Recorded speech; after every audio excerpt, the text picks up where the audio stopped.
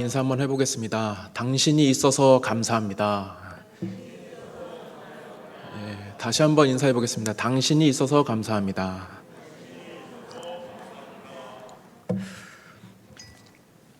오늘 우리 청년들 이제 선교팀 나와서 했는데요.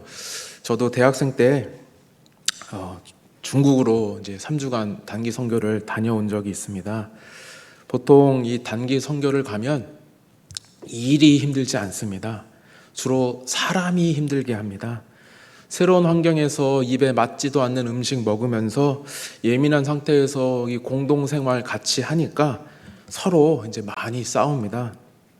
당시에 중국에 갔을 때에도 팀원이 7명인데 간사님 1분과 학생 6명 이렇게 갑니다. 그때 제가 학생 이제 팀장이었는데 한 자매가 그렇게 저를 힘들게 합니다. 뭐 좀 하려고 하면 잔소리를 하는데 이제 이 자매는 예전에 중국에 이제 오랫동안 다녀온 적이 있습니다. 1년 동안 어학연수도 다녀왔고 중국을 잘 아는 겁니다.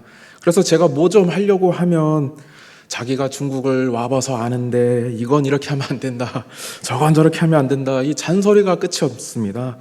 한 번은 선교사님의 이 지인들을 초대해서 이제 한국 음식을 이제 대접하는 행사를 했는데 그때 제가 이 부침개 담당이었습니다. 그래갖고 제가 음식을 해본 적이 없어서 이제 그 자매한테 잔소리 들으면서 배우는 겁니다.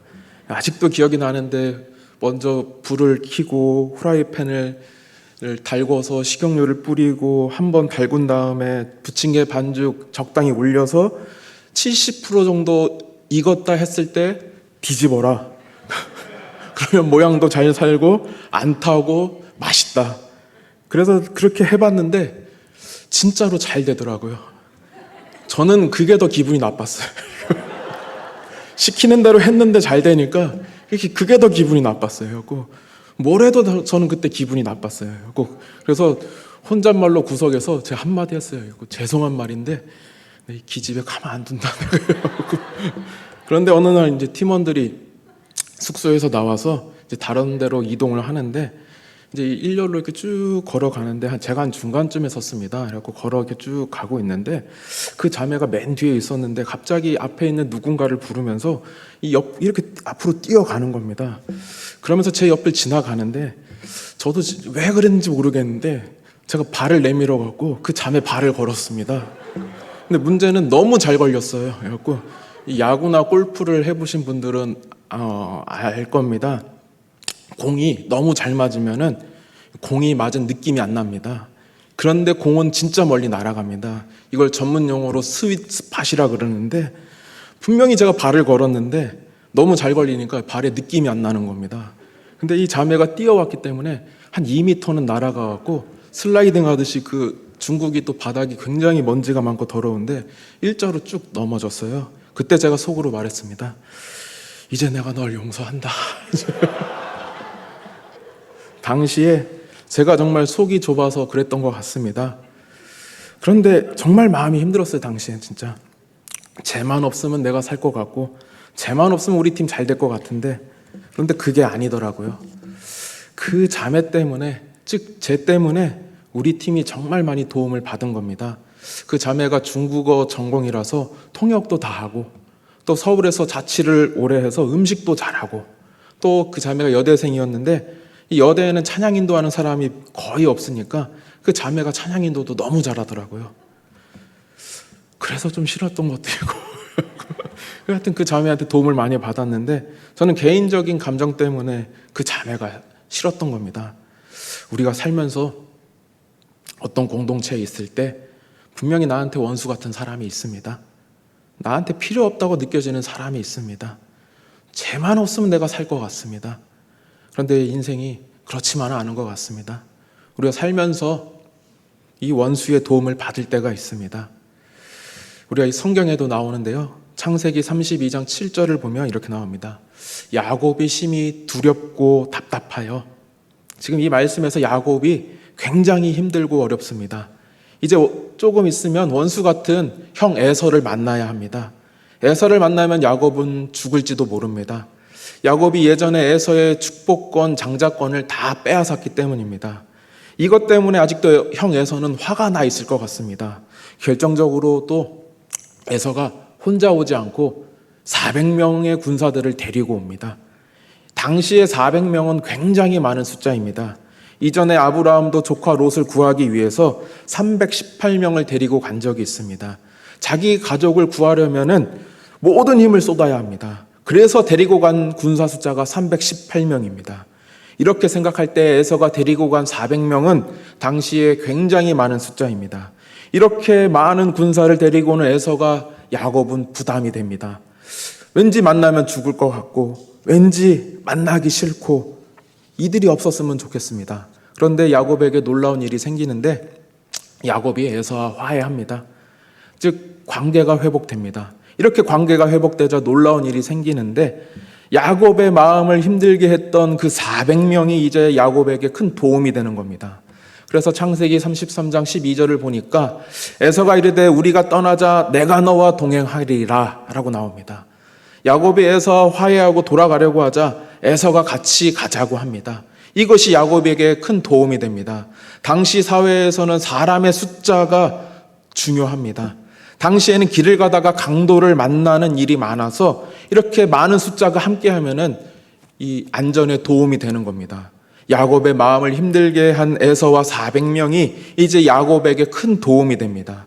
이것이 바로 하나님의 은혜입니다. 저는 우리에게 이러한 은혜가 있기를 원합니다.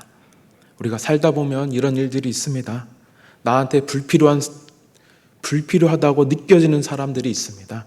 원수 같아서 보기 싫은 사람이 있습니다. 저 사람만 없으면 내가 살 것 같은데, 하지만 반드시 그렇지만은 않습니다. 앞서 했던 이야기들을 보니까 우리가 생각을 바꿀 필요가 있습니다. 저 사람이 나에게 도움이 될 수 있습니다. 아니, 나는 몰랐지만 이미 내가 저 사람의 도움을 받고 있습니다. 그래서 우리가 기도하기 원합니다. 하나님, 깨닫게 해주세요. 저 사람이 나에게 얼마나 도움이 되는지 알게 해주세요. 저 사람이 나에게 얼마나 필요한 사람인지 알게 해주세요. 그리고 내가 이렇게 말할 수 있게 해주세요. 당신이 있어서 감사합니다. 우리가 이렇게 성숙한 고백을 하기 원합니다. 이 세상에 필요 없는 사람은 없습니다. 또 이 세상 누구도 독불장구처럼 혼자 살 수 없습니다. 우리는 알게 모르게 누군가의 도움을 받고 있습니다. 나는 알지 못해도 나는 저 사람의 도움을 받고 있고, 이것을 깨달았을 때 우리의 성품과 신앙이 성숙해질 줄로 믿습니다. 이것을 알고 그 원수 같은 사람이라 할지라도 그 사람에게 당신이 있어서 감사합니다. 이렇게 고백하고 축복할 수 있는 저와 우리 원세계교회 성도님들 되시기를 바랍니다. 이제 오늘 우리가 본문 살펴볼 텐데요. 오늘 우리가 사사기 12장 읽었습니다. 이스라엘 역사에 있어서 사사기 12장과 13장은 커다란 분기점이 됩니다. 사사기 12장까지는 이 블레셋이 성경에 거의 등장하지 않습니다. 하지만 13장부터, 사사기 13장부터는 블레셋이 나타나 본격적으로 이스라엘을 괴롭힙니다. 우리가 이것을 구체적인 수치로 볼 수 있는데요. 사사기 12장 이전까지는 블레셋이라는 단어가 17번 나옵니다. 이것도 대부분 지명을 나타낼 때 나옵니다. 즉 사사기 12장 이전까지 블레셋은 거의 활동이 없고 존재 자체도 미미합니다. 하지만 사사기 13장이 되면서부터 그 이후로는 블레셋이라는 단어가 구약에 239번 나옵니다. 특별히 사사기 13장부터 사무엘 상하 말씀까지 블레셋이라는 단어가 무려 180번 등장합니다. 즉 사사기 13장부터 블레셋이 득세하여 이스라엘을 괴롭히기 시작하는 겁니다. 어떻게 이렇게 한순간에 갑자기 이러한 일이 생길 수 있는 걸까? 이전까지는 존재감도 없던 블레셋이 어떻게 이렇게 갑자기 일어나서 이스라엘 공동체를 괴롭히게 되는 걸까? 이것은 이스라엘 12지파 중에서 에브라임 지파가 무너졌기 때문입니다. 이스라엘 12지파 중에서 가장 강한 에브라임 지파가 무너지자 이때부터 블레셋이 득세하기 시작하는 겁니다. 화면에 지도를 잠깐 한번 보겠습니다. 잘 보이실지 모르겠지만 왼쪽 하단에 보면은 블레셋이라는 나라가 나옵니다. 이 블레셋이 이 왼쪽 이스라엘 하단에 있었는데 이 블레셋이 이스라엘을 쳐들어가고 싶어도 항상 어디에 걸리느냐? 바로 에브라임에 걸리게 되는 겁니다. 이전에 이 에브라임이 굳세게 그 밑에서 지키고 있었기 때문에 블레셋은 올라가고 싶어도 이스라엘에 쳐들어가지 못했던 겁니다.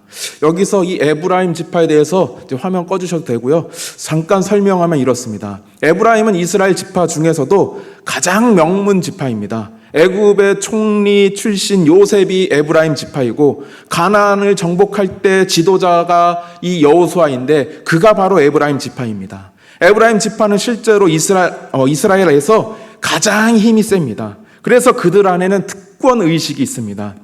자기들이 이스라엘을 다스리고 지킨다 이렇게 생각하는 겁니다. 그래서 이스라엘 12지파 안에 무슨 일이 있으면 반드시 자기들의 허락을 받아야 합니다.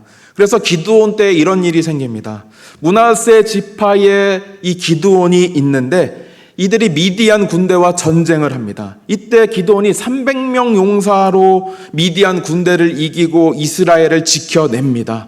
보통 이렇게 되면 다들 고마워해야 하는데 이스라엘을 지켜줘서 고맙다고 말해야 하는데 생각이 다른 지파가 있습니다. 누굴까? 바로 에브라임 지파입니다. 이들은 지금 기분이 상당히 상했습니다. 왜 자기들한테 허락도 안 받고 가서 싸웠냐고 오히려 시비를 거는 겁니다. 그래서 사사기 8장 1절을 보면 이렇게 나옵니다. 에브라임 사람들이 기드온에게 이르되 내가 미디안과 싸우러 갈 때 우리를 부르지 아니하였으니 우리를 이같이 대접함은 어찌 됨이냐 하고 그와 크게 다투는지라. 에브라임 지파가 이렇게 적반하장으로 나옵니다. 이때 기드온은 뭐라고 대답을 하느냐? 저라면 기분이 나빠서 이 에브라임과 싸울 것 같은데 기드온은 그 행동이 다릅니다. 사사기 8장 2절을 보니까 이 말씀에 이렇게 나옵니다. 기드온이 그들에게 이르되 내가 이제 행한 일이 너희가 한 것에 비교되겠느냐? 에브라임의 끝물 포도가 아비에셀의 만물 포도보다 낫지 아니하냐? 하나님이 미디안의 방백 오렙과 스앱을 너희 손에 넘겨주셨으니 내가 한 일이 어찌 능히 너희가 한 것에 비교되겠느냐 하니라. 기드온이 이 말을 하매 그때에 그들의 노여움이 풀리니라 라고 나옵니다. 즉 기드온의 말은 이겁니다. 므낫세 지파가 전쟁에 나가서 이겼어도 너희가 최고다. 에브라임이 역시 최고다. 에브라임이 그래도 므낫세보다 낫다. 이렇게 이야기하는 겁니다. 이 말을 듣고 에브라임이 마음이 풀립니다. 기드온은 지금 에브라임 지파 안에서 앞에서 자존심을 버립니다. 에브라임 지파는 당시에 이렇게 깡패입니다. 에브라임 지파는 이스라엘 안에서 영향력을 행사합니다. 이것 때문에 다른 지파들이 기분이 나쁠 수도 있고 피해를 볼 수도 있습니다.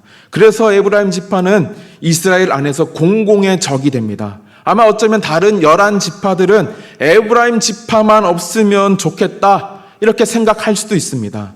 그런데 어느 날 진짜로 이 에브라임 지파가 하루아침에 무너집니다. 그것은 사사 입다가 에브라임과 한바탕 했기 때문입니다. 이 싸움에서 에브라임 지파가 하루아침에 장정 20살 이상의 남자 42,000명을 잃습니다. 에브라임 지파가 지금 하루아침에 남자들을 다 잃어버리는 겁니다. 민수기 26장 37절을 보면 이렇게 나옵니다. 에브라임 자손의 종족들이니 계수된 자가 32,500명이라. 지금 이 말씀을 보면 이 가나안 땅에 들어가기 전에 에브라임 지파의 남자 장정들의 숫자가 나옵니다. 그 숫자가 32,500명입니다. 민수기 시대와 사사기 시대는 시간 차이가 많지 않습니다. 아마 이 민수기 시대의 숫자로 추측을 해 봤을 때 사사기 시대의 42,000명은 에브라임 지파 장정의 모두라고 볼 수 있는 겁니다. 이렇게 에브라임 지파가 남자들을 한꺼번에 다 잃어버립니다. 이것은 참 비극입니다. 에브라임 지파에게 엄청난 비극입니다. 그런데 제가 사사기 10장부터 12장까지 말씀을 보니까 좀 미안한 말인데 에브라임이 참 미운 짓, 맞을 짓을 계속합니다. 반대로 말하면 에브라임을 무너뜨린 입다의 마음도 이해가 가는 겁니다.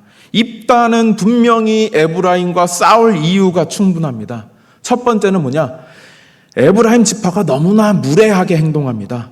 에브라임이 입다의 상처를 건드린 겁니다. 오늘 본문 12장 1절을 보면 처음과 끝에 이렇게 나옵니다. 에브라임 사람들이 모여 북쪽으로 가서 입다에게 우리가 반드시 너와 내 집을 불사르리라 하니, 지금 이 말씀 마지막 부분에서 에브라임 지파가 입다에게 말합니다. 우리가 반드시 너와 내 집을 불사르겠다라고 말합니다. 여기서 이 집은 히브리어로 바이트입니다. 이 단어는 보통 외형적인 집, 즉 영어로 말하면 하우스를 말합니다. 그런데 이 단어는 또 다른 뜻도 갖고 있는데 가족 구성원, 즉 영어로 말하면 패밀리도 말합니다. 즉 에브라임 사람들이 입다의 가족들을 불태워 죽이겠다고 말하는 겁니다. 이것이 문제입니다. 지금 이 사람들은 입다에 큰 상처를 건드리고 있습니다. 이전에 입다는 자기 가족이 불타 죽는 아픔을 겪습니다. 사사기 11장에서 입다의 딸이 불타 죽습니다. 입다는 이스라엘에 쳐들어온 암몬 족속과 싸우기 전에 하나님께 서원합니다. 자기가 전쟁에서 이기고 돌아올 때 자기를 가장 영접하는 사람, 먼저 영접하는 사람을 하나님께 번제물로 바치겠다고 서원한 겁니다. 결국 입다는 전쟁에서 승리하고 집으로 돌아가는데 가장 먼저 딸이 나와서 입다를 맞이하는 겁니다. 입다는 결국 자기가 서원을 했기 때문에 딸을 번제물로 태워서 하나님께 바칩니다. 입다가 서원을 잘못해서 딸을 잃어버립니다. 이때 입다가 너무나 괴로워합니다. 그래서 사사기 11장 35절을 보면 입다가 이를 보고 자기 옷을 찢으며 이르되 어찌할꼬 내 딸이여 너는 나를 참담하게 하는 자요 너는 나를 괴롭게 하는 자 중에 하나로다. 입다는 지금 마음이 너무나 고통스럽습니다. 저 같은 경우에도 사랑하는 딸이 저 때문에 만약 조금이라도 상처가 나도 마음이 찢어질 것 같은데, 지금 입다는 그 사랑하는 딸을 자기 손으로 직접 불태워 죽입니다. 그 고통은 아무도 헤아릴 수 없습니다. 지금 입다가 아니어도 만약 누군가에게 이런 고통이 있다면 그 앞에서 말이나 행동을 조심해야 되는 겁니다. 실제로 이러한 기사를 봤는데요. 예전에 인천 문학경기장에서는 토요일마다 이 야구 경기가 끝나면 불꽃놀이를 합니다. 이것이 사람들에게 큰 재미를 주는데, 저도 예전에 이 문학경기장 근처에 살았어서 이 토요일마다 이 불꽃놀이 하는 장면을 자주 봤습니다. 그런데 어느 날 불꽃놀이를 하지 않는 겁니다. 여기에 아주 중요한 이유가 있습니다. 당시에 강원도에 큰 불이 나서 많은 사람들이 고통을 당하니까 이런 상황에서는 불꽃놀이를 할 수 없습니다라고 기사가 나온 겁니다. 이것이 바로 상식입니다. 생각이 있다면 이렇게 해야 합니다. 하지만 에브라임 지파는 지금 상식이 없습니다. 입다의 치명적인 상처를 건드립니다. 바로 얼마 전에 자기 딸이 불타 죽었는데 그 앞에서 다른 가족들도 불태워 죽이겠다. 이것은 씻을 수 없는 잘못입니다. 지금 에브라임 지파가 큰 잘못을 했고, 입다는 충분히 에브라임과 싸울 이유가 있습니다. 여기에 더해서 두 번째로 입다는 에브라임과 싸울 이유가 있는데, 그것은 에브라임 지파가 입다를 무시하고 함부로 말을 했기 때문입니다. 에브라임 지파 사람들이 입다가 속한 이 지파 길르앗 사람들을 무시하는 겁니다. 오늘 본문 12장 4절을 보면 이렇게 나옵니다. 이는 에브라임의 말이 너희 길르앗 사람은 본래 에브라임에서 도망한 자로서, 에브라임에서 너희들은 도망한 사람들이다. 이것은 엄청난 자존심을 건드리는 겁니다.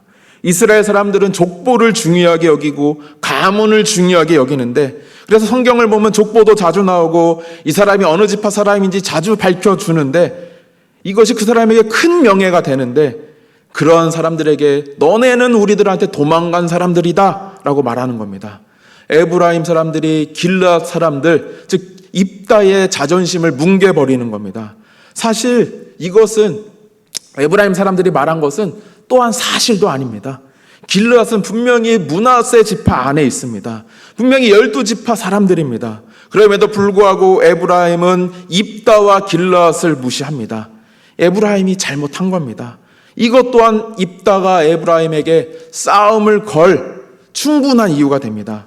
그리고 여기서 마지막 끝이 아닌데, 입다가 에브라임을 공격하고 싸울 마지막 이유가 있습니다. 그것은 에브라임 지파가 입다에게 이 억지를 부렸기 때문입니다.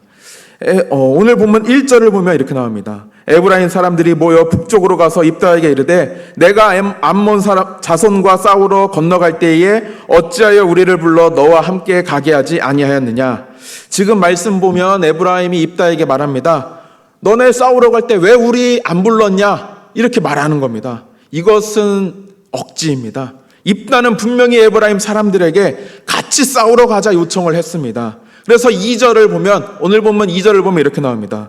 입다가 그들에게 이르되 나와 내 백성이 암몬 자손과 크게 싸울 때에 내가 너희를 부르되 너희가 나를 그들의 손에서 구원하지 아니한 거로. 분명히 입다는 말합니다. 너희들 같이 가자고 얘기했다. 입다는 그냥 부른 것도 아니고 간절히 요청합니다. 그래서 2절에서 불렀다 이 단어는 히브리어로 자크라고 하는데 고통 속에서 도움을 청하기 위해 울면서 부르짖을 때 쓰는 단어입니다. 그만큼 입다의 마음이 간절합니다. 에브라임 지파를 간절히 불렀던 겁니다. 그럼에도 불구하고 에브라임 지파는 오지 않았고 오히려 전쟁이 끝나고 나서 적반하장으로 억지를 부리는 겁니다. 에브라임 지파가 이렇게 행동했습니다. 누가 봐도 이거는 입다가 에브라임 지파를 공격해도 되고 싸워도 되는 겁니다. 충분한 이유가 있습니다. 에브라임은 입다의 아픈 상처를 건드렸고 그 지파를 무시했고 억지까지 부렸습니다. 또한 에브라임은 당시에 이스라엘 지파 안에서 공공의 적이고 깡패 같은 존재입니다. 그래서 에브라임이 없으면 좋겠습니다. 이 사람들 없으면 내가 살 것 같고 이 사람들 없으면 우리 11지파 더 잘 될 것 같습니다. 그래서 입다가 나가서 에브라임과 싸웁니다. 똑같은 상황에서 기드온은 참았지만 입다는 싸웁니다. 이 싸움 때문에 에브라임 지파 장정 4만 2천 명이 죽습니다. 공공의 적 에브라임이 사라집니다. 이제 에브라임 힘이 없습니다. 그렇다면 이제 이스라엘 잘 돼야 합니다. 더 행복하고 잘 돼야 합니다. 그런데 그 결과는 어떻게 나오느냐? 우리가 앞서 보았던 것처럼 이스라엘 공동체 더 어려워집니다. 더 큰 깡패가 나타납니다. 블레셋이 나타나서 이스라엘을 괴롭힙니다. 이전까지 블레셋은 감히 이스라엘 쳐다도 못 봤는데 올라오지도 못했는데 그때는 몰랐지만 에브라임이 이 이스라엘의 방패가 되어준 겁니다. 그런데 이 에브라임 지파가 사라지자 이전보다 이스라엘이 더 힘들어집니다. 이제 블레셋이 마음껏 쳐들어옵니다. 저는 이 이야기가 저와 우리에게 큰 의미가 있다고 생각합니다. 우리에게 에브라임과 같은 사람들 있습니다. 이 사람만 없으면 내가 살 것 같다. 이 사람만 없으면 우리 공동체 더 잘 될 것 같다. 하지만 그것은 사실이 아닙니다. 이 사람이 있어야 합니다. 나는 알지 못해도 이 사람이 내 방패가 되었고 도움이 되었습니다. 우리가 알지 못해도 이 사람이 우리 공동체의 방패가 되었고 도움이 되었습니다. 그래서 우리가 품어야 합니다. 기드온처럼 참고 품어야 합니다. 내 자존심 내려놓아야 합니다. 나는 분명히 저 사람과 싸울 이유가 충분하지만 저 사람은 마땅히 혼나야 할 이유가 있지만 그럼에도 불구하고 참아야 합니다. 그리고 나를 위해서 우리를 위해서 품어야 합니다. 왜냐? 나는 알지 못해도 우리는 알지 못해도 저 사람이 우리를 돕고 있기 때문입니다. 그래서 오늘 이 시간 우리가 이렇게 고백하기 원합니다. 당신이 있어서 감사합니다. 우리 옆에 있는 사람들에게 고백해 보겠습니다. 당신이 있어서 감사합니다.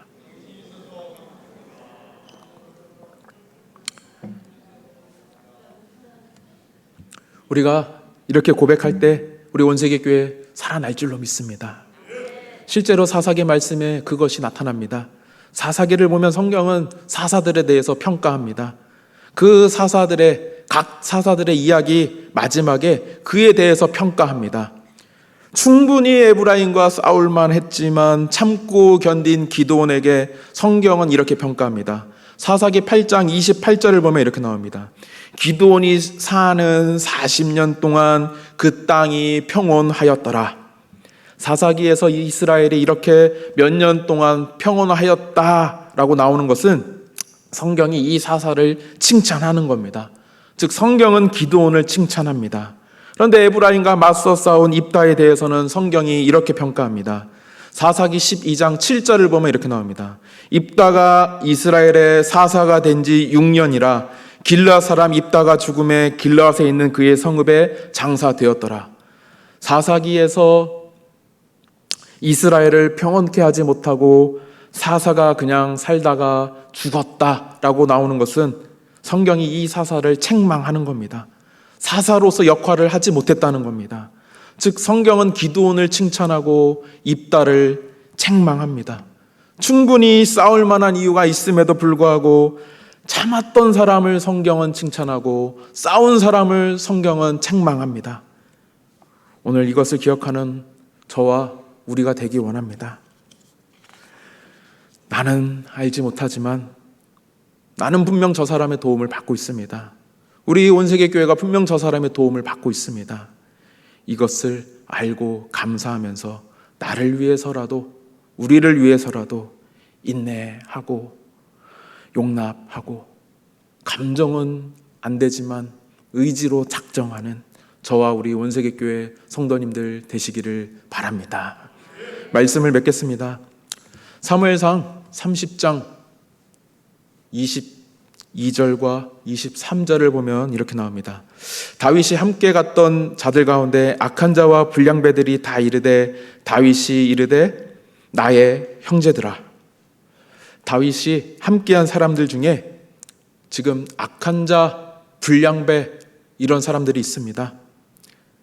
이것은 상당히 부드러운 표현인데요. 원어로 보면 벨리알이라고 나옵니다. 이거를 직역해서 세게 말하면 마귀 새끼입니다. 다윗은 이런 사람들, 마귀 새끼들을 향해서 형제들아, 형제들아 이렇게 말합니다. 이 사람들 분명히 다윗을 힘들게 했고 공동체에 어지럽혔을 겁니다. 그럼에도 불구하고 다윗은 그 사람들을 끝까지 형제들아, 형제들아 이렇게 부릅니다. 그 사람들 다윗이 품어줍니다. 결국 다윗과 이스라엘이 이 사람들의 도움을 받습니다. 그들이 다윗과 이스라엘의 용사가 됩니다. 이 사람들이 결국 이스라엘 주변 나라들을 정복하고 다윗 왕국을 세웁니다. 예수님도 자신을 배신한 제자들, 예수님 눈에 너무나 부족한 제자들 결코 버리지 않습니다. 끝까지 그들을 사랑하고 끝까지 그들을 세워줍니다. 결국 이 부족한 제자들이 예수님의 복음을 전하고 열방의 교회를 세우고 하나님 나라를 세웁니다. 오늘 분명 나를 힘들게 하는 사람이 있습니다.